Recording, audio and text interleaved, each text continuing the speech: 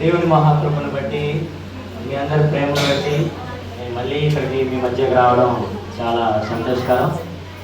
నేను ఆహ్వానించి, నన్ను ప్రేమించి, నన్ను మళ్ళీ పిలిచిన తల్లి గారికి, అలాగే వినోద్ బాబు గారికి, అలాగే ఉషా గారికి, సంఘంగా కూడా మీ అందరికీ ప్రత్యేకమైన సరే. నేను ఎక్కువసేపు తీసుకోను, చాలా క్లుప్తంగా తీసుకుంటాను. తీసుకున్న 2 మాటలైనా మనకు అర్థమైతే సరిపోతుంది. 31st నైట్ మనందరూ చాలా ఉత్సాహంగా చక్కగా సెలబ్రేట్ చేసుకునే ఉంటుంటాం. ప్రతి సంఘంలోనూ క్రిస్టియన్సే కాకుండా బయట హిందూస్ ప్రతి ఒక్కరు చాలా సంతోషంగా బాంబులతో, కేకులతో హడావిడి చేసుకునే ఉంటారు. సో మీరు కూడా చక్కగా చేసుకున్నారని అనుకుంటున్నా. కానీ వాళ్ళకి మనకి కొంచెం వ్యత్యాసం ఉంటుంది, అవునండి. కొంచెం అందరూ అటెన్షన్గా ఉండాలి. ఇది మనకి విలువైన సమయం కాబట్టి చెప్పిన 2 మాటలు కొంచెం పెట్టాలని, పిల్లల్ని కొంచెం పక్కన పెడతారని ప్రేమతో మనం చేస్తాం. సరే, రాత్రి మనకి గడిచిపోయింది. ఏంటంటే అది 2025 గడిచిపోయింది. ఇప్పుడు మనం ఎక్కడికి వచ్చాం? 2026 సంవత్సరం మారిపోయింది. సో 2025లో మనం ఎన్ని కోళ్ళు తినేసి ఉంటామో, ఎన్ని మేకలు తినేసి ఉంటామో, ఎన్ని చేపలు తినేసి ఉంటామో. ఇప్పుడు 2026లోకి వచ్చేసాం, మళ్ళీ రెడీ టు ఈట్. కానీ ఏంటి మార్పు? సంవత్సరానికి 25కి 26కి ఒక అంకె మారింది. కానీ ఏంటి? రాత్రి అంతా కూడా మనం పెనుగులాడి వాగ్దానాలు కూడా తీసుకునే ఉంటుంటాం. వాగ్దానానికి కూడా మనం ప్రార్థన చేసుకుని ఏకీభవించే ఉంటుంటాం. దేవుని మహాకృపను బట్టి అందరికీ వాగ్దానం వచ్చిందని నేను ఆశపడుతున్నాను. ఆ వాగ్దానం బట్టి చక్కగా ప్రార్థన చేసుకోండి, ముందుకు నడవండి. సో ఇప్పుడు ఏంటంటే, పాత సంవత్సరం గడిచిపోయి మనం కొత్త సంవత్సరంలోకి వచ్చాం. ఇదంతా దేనివల్ల? దేవుని మహాకృప వల్ల. మాట్లాడతలేదు ఎవరు? దేవుని మహాకృప వల్ల మనం పాత సంవత్సరం నుంచి కొత్త సంవత్సరంకి వచ్చాం.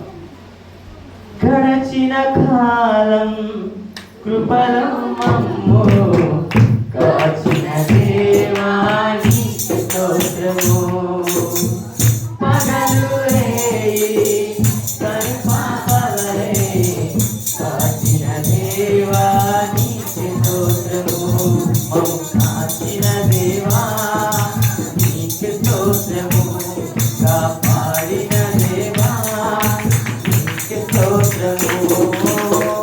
గడచిన కాలం కృపలో మమ్ము కాచిన దేవా నీకు స్తోత్రము.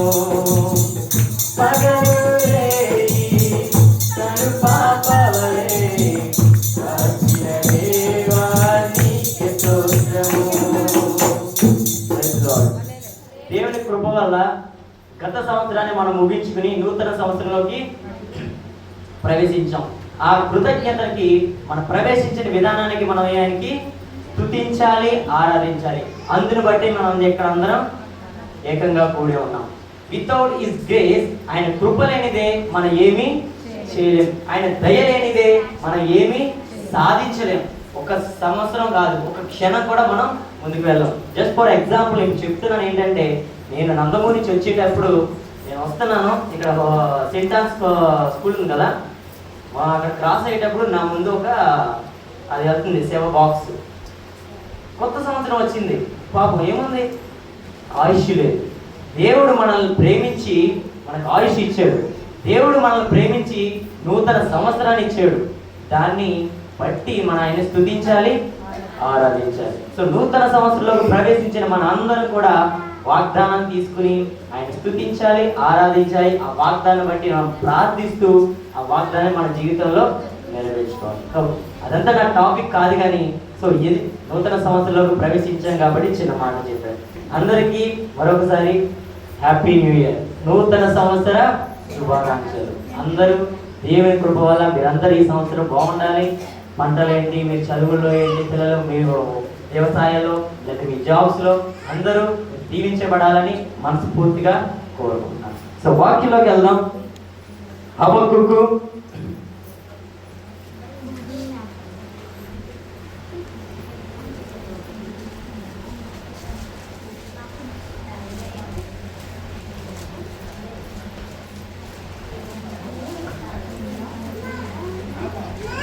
హబక్కూకు 3వ అధ్యాయం 2వ వచనం. యెహోవా నిన్ను గూర్చిన వార్త విని నేను భయపడుచున్నాను. యెహోవా సంవత్సరములు జరుగుచుండగా నీ కార్యములు నూతనపరచుము. సంవత్సరములు జరుగుచుండగా దాన్ని తెలియచేయము. కోపించుచున్న వాత్సల్యమును జ్ఞాపకములకు తెచ్చుకొనుము. చాలమ్మా చాలు. ఇక్కడ హబక్కూకు ఈ గ్రంథం మొత్తానికి 3 అధ్యాయాలు ఉంటాయి. 3 అధ్యాయాల్లో కూడా 3 పాయింట్లు ఉంటాయి. ఈ గ్రంథం అంతా ఇప్పుడు చెప్పి మిమ్మల్ని కన్ఫ్యూజ్ చేయను, కానీ జస్ట్ సింపుల్గా చెప్తున్నాను. మొదటి అధ్యాయంలో ఆందోళన ఉంటుంది. బాబోయ్ నా లైఫ్ ఏంటి ఏమైపోతుంది అని చెప్పేసి ఆ అధ్యాయం అంతా చదివితే అది ఒకటే ఉంటుంది, ఆందోళన పడతాడు. 2వ అధ్యాయం చదివితే చిన్న ఆశ, అరే నా దేవుడు ఉన్నాడే అని చిన్న ఆశ కనబడుతుంది. 3వ అధ్యాయంలోకి వచ్చేటప్పటికి కొంచెం ధైర్యం, దేవుడు నన్ను వెతికిస్తాడు, దేవుడు నాకు తోడై ఉన్నాడే, దేవుడిని ఆరాధిస్తాడు, ప్రార్థిస్తాడు. సో ఈ అధ్యాయంలో ఇక్కడ ఏమంటున్నాడంటే, యెహోవా సంవత్సరములు జరుగుచుండగా నీ కార్యము నూతన పరచుము. సంవత్సరములు జరుగుచుండగా దానిని తెలియజేయమును. కోపించుచునే వాస్తవ్యమును జ్ఞాపకమును తెచ్చుకొనుము. హబక్కూకు ఏమన్నాడంటే, సంవత్సరాలు గడిచిపోతున్నాయి, రోజులు గడిచిపోతున్నాయి, చాలా ఈజీగా చాలా ఫాస్ట్గా. అమ్మ సైలెంట్గా ఉండాలమ్మా, పిల్లల్ని ఆధీనంలో తీసుకోవాలి. జస్ట్ నేను ఎక్కువ సమయం తీసుకోను, చాలా సింపుల్గా చెప్తాను, కొంచెం సైలెంట్గా ఉండాలి ప్లీజ్.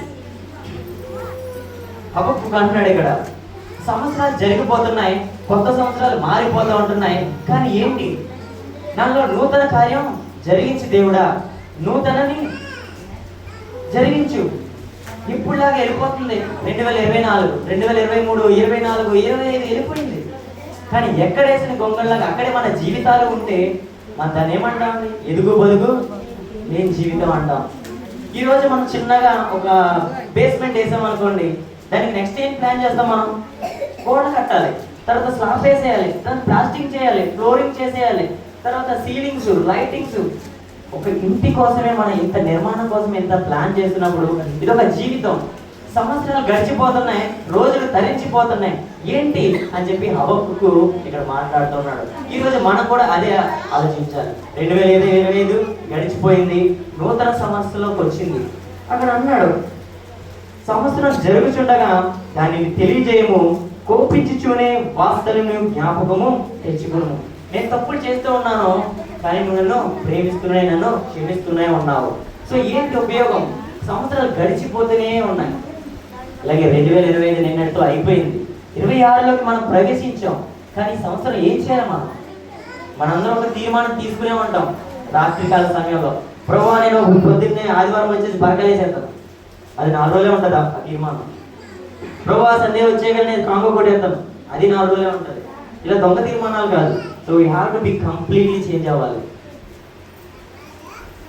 2025 అయిపోయింది, 2026లోకి వచ్చాం. మనం ఏం మార్చుకోవాలి, ఏం చేసుకోవాలి?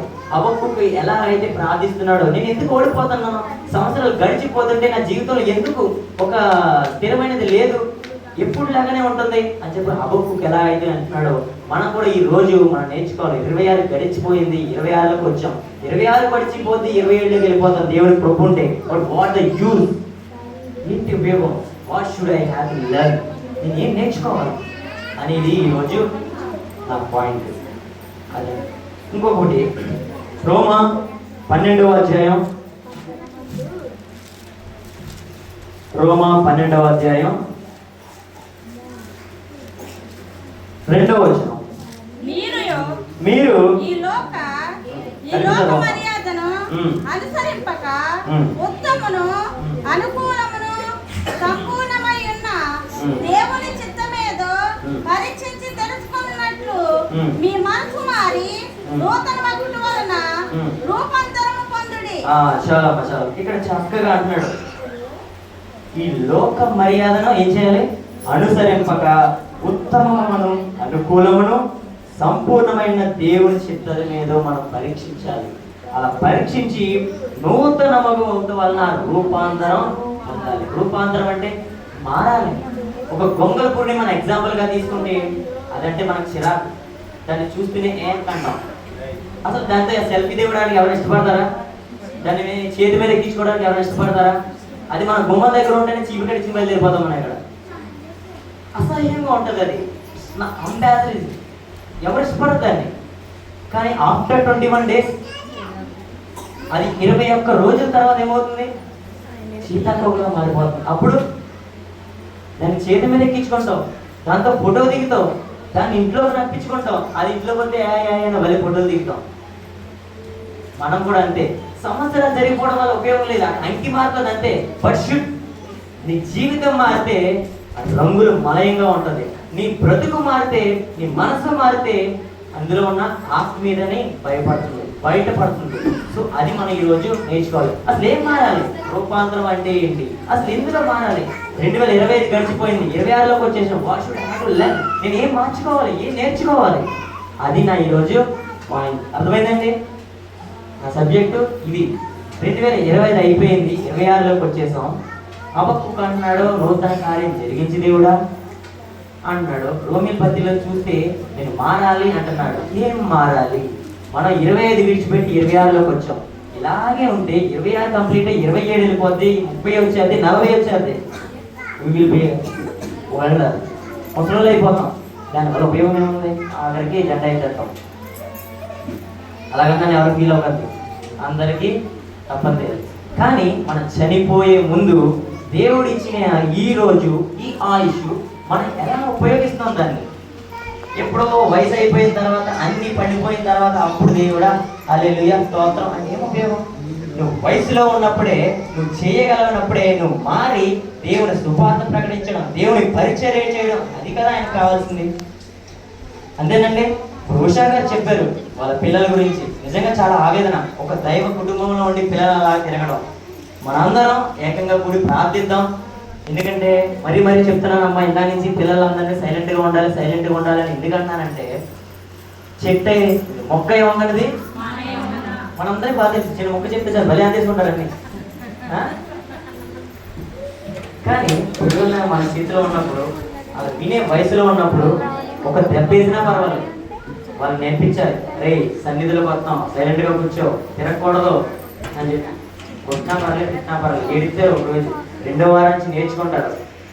అలాగే వచ్చాక మీరు ఫీల్ అవుతండి, మీరు నేర్పలేదని. అది మీ అందరికీ చెప్తున్నా. సో పిల్లల్ని కొంచెం కంట్రోల్లో ఉంచండి. ఎందుకంటే కొంచెం ఎల్లరే స్టేజ్ వచ్చిన తర్వాత మనం మాట ఎన్నరు. నేనే కాదు, ఇప్పుడు వినోద్ బాబు గారు ఉన్నారు, నేను ఉన్నాను, అందరూ. ఎందుకు ఇలాగా కొంచెం మైక్ పిచ్చి స్టేజ్ మీదకి వస్తున్నాం, చక్కగా పిల్లలు పాడుతున్నారు, ఉషా గారు అయితే చక్కగా వర్షిప్ నడిపిస్తున్నారు. ఎందుకంటే వాళ్ళ తల్లిదండ్రులు నేర్పించారు, మా తల్లిదండ్రులు నేర్పించారు. సో మనం కూడా వాళ్ళని కంట్రోల్ పెట్టుకోవాలి. రేపు అన్న రోజు వాళ్ళ దేవుని సేవలో బలంగా వాడబడతారు. అంతా అయిపోయిన తర్వాత, ఆరోగ్యం పోయిన తర్వాత అంతా ఇదంటారు కదా సామెత, ఏంటది? చేతులు కాలేక చెప్పండి, వచ్చి కదా ఉపయోగం ఏముంది? అంతా అయిపోయిన తర్వాత సో సమయం ఉండగానే మనం పెట్టుకోవాలి. సో వాళ్ళు ఇండియన్ స్టేజ్లో ఉన్నప్పుడే మనం కంట్రోల్లో చేసుకుంటే రేపు అన్న రోజు చక్కగా చదువుతారు, బైబిల్ రేపు అన్న రోజు చక్కగా ఎదుగుతారు. సో నూతన సంవత్సరంలో ప్రవేశిస్తున్న గురించి ఏం నేర్చుకోవాలన్నది నా టాపిక్. మనందరం కలిసి ఉషా గారి గురించి, మన సంఘం గురించి, పిల్లల గురించి, అందరి గురించి సాక్ష్యం చెప్పబడిన ప్రతి ఒక్కరి గురించి బాగా ప్రార్థన చేయండి. నెక్స్ట్ ఇయర్ ఈ ఇయర్ సంఘం ఇంకా అభివృద్ధి చెందాలి. ఎవరైతే వెలుపలి ఉన్నారో సంఘానికి, దేవునికి, వాళ్ళందరూ లోపలికి రావాలి. నిజంగా ఆ ఉషా గారి పిల్లలు ఇద్దరు ఇక్కడ నిలబడి ఉంటే ఒక కుడి భుజం, ఎడమ భుజం ఎంత బాగుంటుంది. నిజంగా ఇందాక సాక్షి చెప్తే అదే ఆలోచించాను. 2 కుమారులు ఉన్నారు, వాళ్ళిద్దరు ఇక్కడ నిలబడితే అసలు ఎలా ఉంటుంది? దత్తరిల్లిపోతుంది. వయసులో ఉన్న ఆవిడకి, వినోద్ గారికి ఎంత అండగా ఉంటుంది. మనందరం ప్రార్థిద్దాం, కంపల్సరీ దేవుడు మనం ఆలకిస్తాడు. సౌలునే మార్చుకున్నాడండి, అవునా? పౌలుగా మారిపోయాడు. వీళ్ళంతా మన ప్రార్థన. సరే, నేను సబ్జెక్ట్లోకి వెళ్ళిపోతాను. నా సబ్జెక్ట్ ఏంటండి? మర్చిపోయినప్పుడే హబక్కూకు అంటాడు, సంవత్సరాలు గడిచిపోతున్నాయి, నాకు ఏంటి ఏం అర్థం కావట్లేదు. ఏంటి ఇప్పుడు మనం కూడా అంతే. 24 అయిపోయింది, 25లోకి వచ్చేసాను, 26 వచ్చేసింది. ఏంటి ఉపయోగం? ఇక్కడ రోమ పత్రికలో అదే అంటున్నాడు చాలా క్లియర్గా. లోక సంబంధం అలా ఉండకుండా మన రూపాంతరం మారాలి. ఏంటి రూపాంతరంగా మారాలి? ఏం మార్చుకోవాలి? కొత్త సంవత్సరంలోకి వచ్చిన మనం ఏమి నేర్చుకోవాలి, ఏమి మార్చుకోవాలనేది నా పాయింట్. సరేనమ్మా? ఓకే. కీర్తన గ్రంథం 51వ అధ్యాయం కీర్తన 51:10. దేవా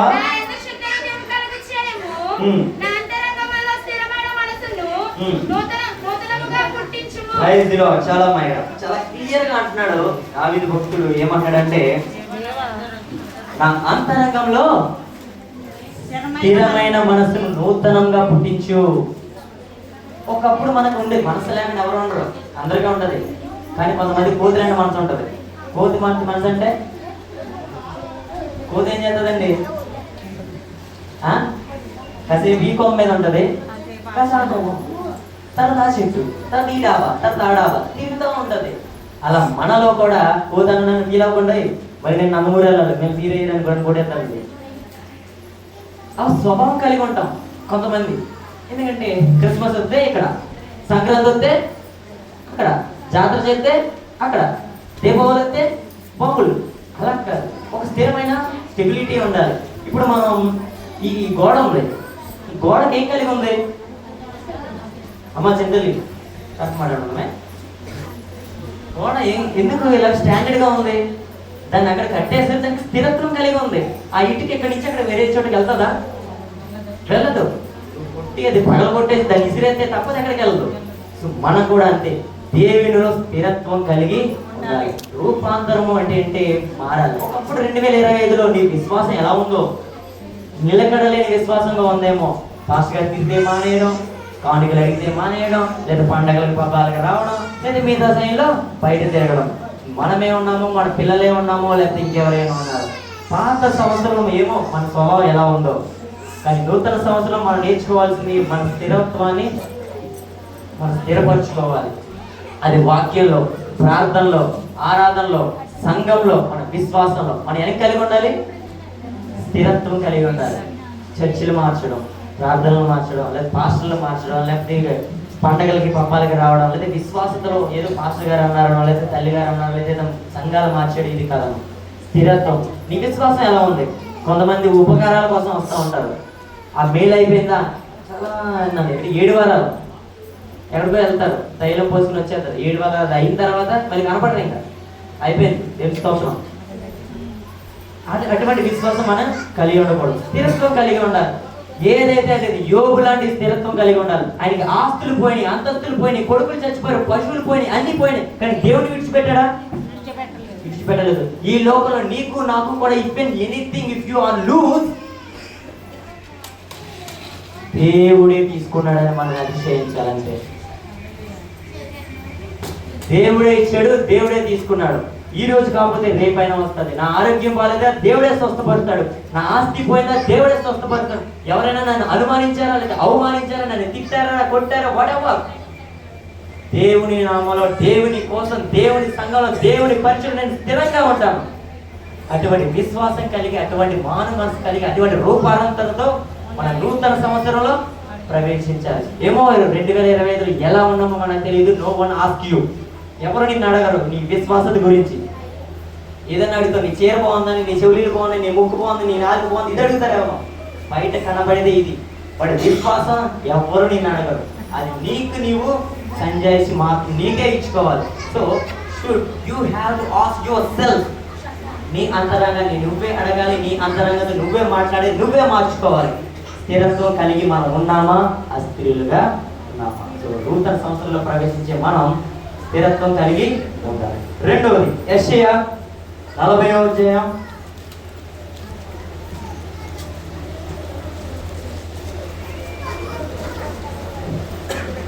యెషయా 40వ అధ్యాయం. నేను చదవలేదు కదమ్మా. 40వ అధ్యాయం 31వ వచనం. Praise Lord. ఏం కలుగుతారండి? నూతన బలము. ఎప్పుడైతే మనం స్థిరంగా ఉంటామో, ఎప్పుడైతే మనం విశ్వాసంలో స్ట్రాంగ్ గా ఉంటామో, మనం ఏం చేయబడతాం? ఇంకా రెట్టింపు బలం పొందుతాం. ఈ గోడ చెప్పాను కదండి ఎగ్జాంపుల్ గా, దాన్ని అక్కడ కట్టేసాం, అది కదలదు, స్టాండర్డ్ గా ఉంటుంది. దాని తర్వాత మనం ఏం చేస్తాం? దానికి ఇంకా స్టాండర్డ్ రావడానికి ప్లాస్టింగ్ చేస్తాం. దాన్ని ఇంకా అందం రావడానికి వాల్కీలు, పెయింటింగ్స్ అందం చేస్తూ ఉంటాం. ఎప్పుడైతే మనం కూడా దేవునిలో స్థిరంగా ఉన్నామో, దేవుళ్ళు ఇంకా నూతన బలాన్ని మనం పొందుకుంటాం. అక్కడ అడుగు ఇక్కడ అడుగు వేసామంటే ఇటుగా అక్కడ పోతాం, అంతే కదా. మా నాన్నగారు చెప్తూ ఉంటారు, 2 పడవలు వెళ్తున్నాయంట ఒకటి నుంచి. ఏదైతే ఫాస్ట్గా వెళ్తుందో దాన్ని ఎక్కి జంప్ అయిపోతామని చెప్పి ఒక పడవ మీద ఆకాలు, ఇంకొక వాళ్ళ ఈ పడవ మీద వేసి ఒక జమీందర్ గారు నుంచున్నారంట.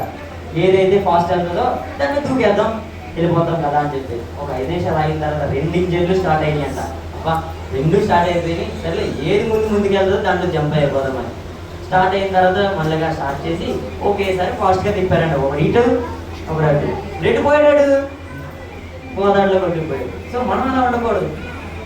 సింగిల్ ఒకటే దాని మీద నిలబడాలి, ఒకటే దాన్ని నమ్మాలి, ఒకటే దాంట్లో స్థిరంగా ఉండాలి. అలా స్థిరంగా ఎప్పుడైతే ఉన్నామో మనం ఏం పొందుకుంటాం? నూతన బలాన్ని పొందుకుంటాం. దేవుని ప్రార్థన చేయడంలో, దేవుని పరిచర్య చేయడంలో, దేవుని స్తుతించడంలో, దేవుని ఆరాధించడంలో మనం రూపాంతరం చెంది దేవుని ఇంకా ఘనపరుస్తాం, మహిమపరుస్తాం. సో మనందరం నూతన సంవత్సరంలో ప్రవేశించిన మనందరం ఏం చేద్దాం? స్థిరంగా ఉందాం. అదే విశ్వాసంలో మనం నూతన బలాన్ని పొంది దేవుని పరిచర్యలో, దేవుని సేవలో ఇంకా ముందుకెళ్దాం. 2. 3వది యెహెజ్కేలు 18వ అధ్యాయం